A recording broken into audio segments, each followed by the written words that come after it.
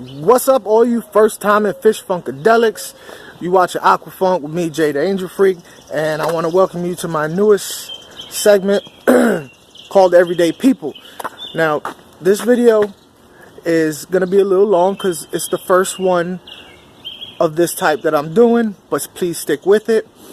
I'm going to be doing spot videos, on-the-spot videos of things that I come across. I help people out all the time with normally first-timers who's having issues that they can't seem to find the answer to, because every aquarium is individual, so it has its individual and unique issues.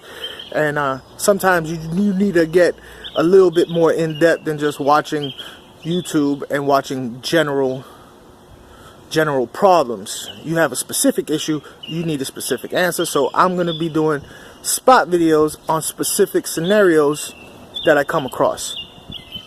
So if you're a first timer, you're bound to come across something that you scratch your head over.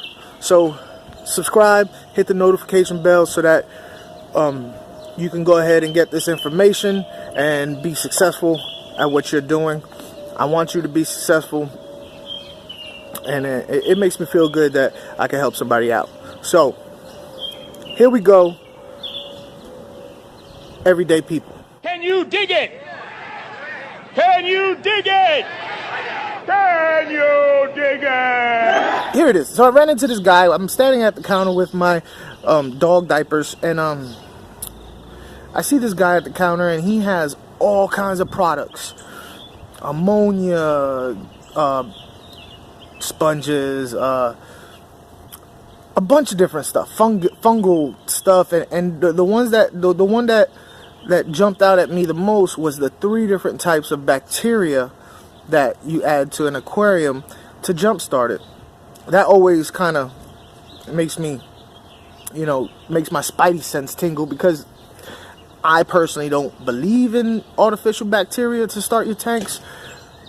The fact that he had 3 different types up there, I had to ask, what's going on, And now he was talking to the associate, and I normally don't, interrupt, because they don't appreciate it when you interrupt and start telling the customer different things from what they tell the customer.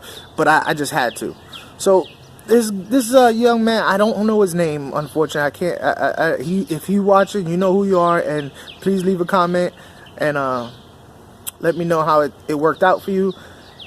But he had these 2 or 3 different products of bacteria.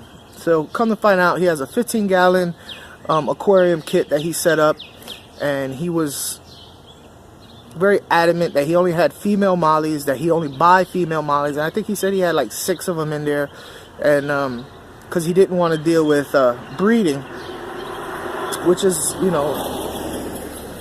understandable.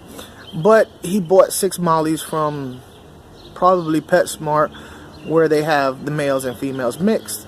And while you may not have a male in your tank, if you bought a molly recently from a tank that has males in it, more likely she's pregnant. You definitely have a 50-50 shot she's pregnant. And that's exactly what happened. He had little baby mollies, fry, swimming around in his tank, and like a good fish keeper, he didn't want them to die, even though he didn't necessarily want them. He didn't want them to die now that they're there. And he was telling me about his tank, how he had a white blanket of fuzz over everything, over his plastic decorations, his gravel, his plastic plants, and that really made me wonder, because I never had that issue, nor have I ever heard of it. So a lot of the times when people have issues, it's a quick fix. It's something simple that you may be doing that is not, you wouldn't mention, because you figure it's a commonplace, so you don't mention it, and the problem never gets fixed. Well, this blanket of white fuzz, I asked him, like, first I thought it was he had First I asked him if he had live real driftwood, which some driftwood will cover itself in a white fuzz when you first put it into the tank, but it'll go away. No, he had everything plastic. So I started asking him all kinds of other questions because I never heard of this. And he told me the answers, and everything seemed correct. He seemed like he was doing everything correct. But if you let people talk long enough, something will slip out and you will find the issue. So as he's talking, and then he said it. Bam. So yeah, I got these babies, so I make sure I get the flakes and I crush them up real fine and put it in there, and then it hit me.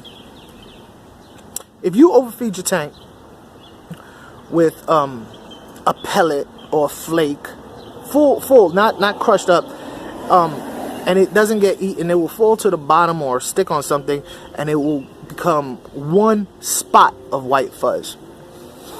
What he was doing was he was crushing up these flakes, a lot of flakes apparently, really, really fine, and putting in his tank, which, if you have mollies, they don't have hundreds of babies at one time. They pop out maybe 6, 10, something like that, because they're ready to go. They're ready to enter the world and be self-sufficient. So he was blanketing his tank with fine food particles that was covering everything. 6 little mollies don't really need to be fed extra.